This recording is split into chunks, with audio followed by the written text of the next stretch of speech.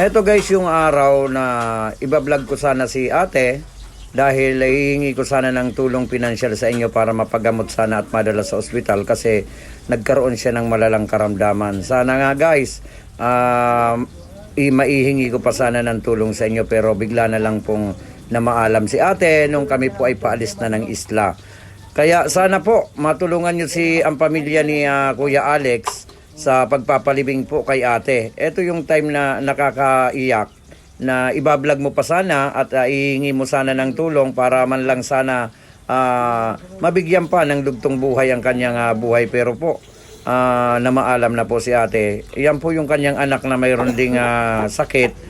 At eto po si tatay. Yan po si tatay na isang mangingisda po lamang at tama lang ang kinikita. Ito yung time guys, panoorin nyo yung time na ibablog ko pa lang sana si ate nung siya ay nabubuhay pa.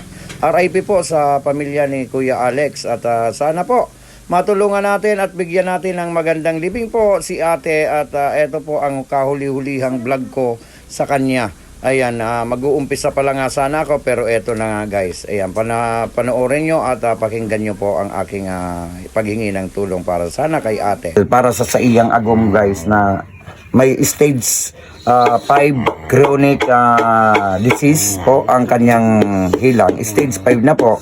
At si tatay po ay dahil man makatrabaho, ta sindana sa nang duwa, tapos igwa pa nga po sindang makuapo na si Buboy. Ay aki, ayan, igwa sindang aki na, ano pa, special child. Ayan guys, si tatay, sana matabangan po nindo. Sa gabos na sa kuyang followers dyan sa may mga marina buot, yung may mga magagandang puso guys. Eto pagkakataon nyo na tumulong ngayon, hinihingi ko po uli ang tulong pinansyal para kay nanay kasi panggamot-gamot lang po ni nanay. Dito lang po yan, dito po sa isla ng Buwang. Ayan, pwede nyo pong puntahan si nanay na magbigay kayo ng tulong kay tatay kasi si tatay Alex po ay yan na lang po yung yung kanyang inaalagaan, hindi na po nakakapagtrabaho kasi mangingisda lang po si tatay Alex. At ito pa yung nangyari sa kanyang asawa na may chronic disease na stage 5 na po. Ayan, parang siyempre makikita mo naman si nanay, parang kung makikita nyo guys, at ramdam ko yung sakit na nararamdaman ni nanay kasi nangyari din yan sa aking tatay na ganito yung ganito yung kalagayan. Guys, hinihingi ko po ang inyong prayers at sana matulungan nyo ng tulong pinansyal si tatay kahit man lang sa pagkain nila. Kasi kung makikita nyo guys, nakikita nyo naman ang kanilang bahay at eto, mayroon pa silang anak na ganito. Sana guys, ito guys yung ito yung dapat ninyong kaawaan na sana nga si nanay ay nasa ospital ngayon dahil sa ganyang kalagayan niya. Sana madala pa sa ospital. Kasi kahit ganyan, ramdam ko yung sakit na ganito na nga ang kalagayan niya. May sakit na nga siyang chronic disease, stage 5 na po.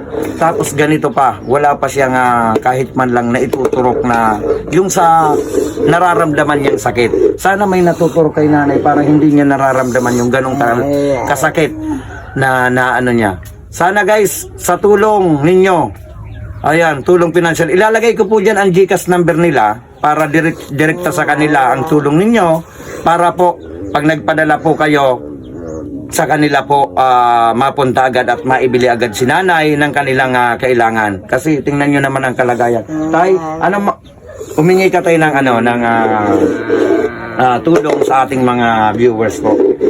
Humingi ako ng konting tulong.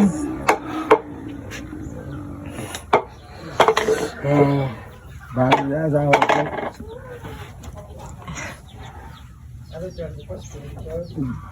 Wala na akong ibang anak buhay. Tulungan niyo ako yung mga gandang loob.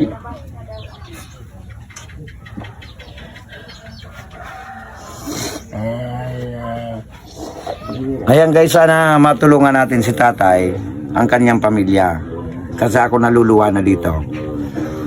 Sana matulungan natin, sana ngayon pa lang tumulong na po kayo. Dahil ramdam ko po kung anong nararamdaman ni tatay. Dahil nangyari din po sa akin na ako nag-aalaga ng aking ama, na ganyan din po yung kalagayan.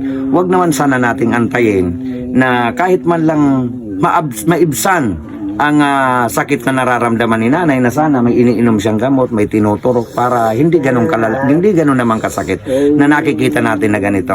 Guys, sana matulungan natin si Tatay Alex. At dahil kita nyo naman ang kanyang anak na may anak pa silang special child, na sana guys, eto na sa ating mga viewers dyan, eto na yung pagkakataon ninyo na matulungan muli. Ako po ay humihingi muling tulong sa inyo. Ayan, ito sana ay hindi ko na ginagawa dahil alam nyo na sa dami ng tinulungan natin. Sana ngayon hinihingi ko po uli ang inyong pagbigay tulong pinansyal para kay tatay. Kasi hindi ko sana ibablog yung mga ganito uli sa aking pagbablog, pero nakita ko naman talagang kailangan po ng pamilya ni Tatay Alex ang tulong ninyo, dahil po siya lang ay isang mangingisda na tama lang po ang kanyang kinikita sa pamilya. Sana guys, sa ganitong paraan tulungan na natin. At sana kung sumasahod nga lang ako ng malaki dito kay Facebook, sinagot ko na ito si tatay. Kaso ihingi ko rin siya sa mga kakilala ko, ihingi ko rin po siya ng tulong pinansyal para po sa kanilang pamilya. Kaya guys, ngayon pa lang nagpapasalamat na ako sa lahat ng tutulong. Thank you very much sa Tatay Alex. Lakasan mo lang, sana marami ang tumulong at sa pamilya mo. Makakaya mo yan. At sana nay, sana mapagamot pa si nanay, madala pa sa ospital. Ayan guys, thank you. Maraming salamat po sa inyo. At ito uli ang inyong lingkod, si Bicolano Biyahero Vlogs. Maraming salamat.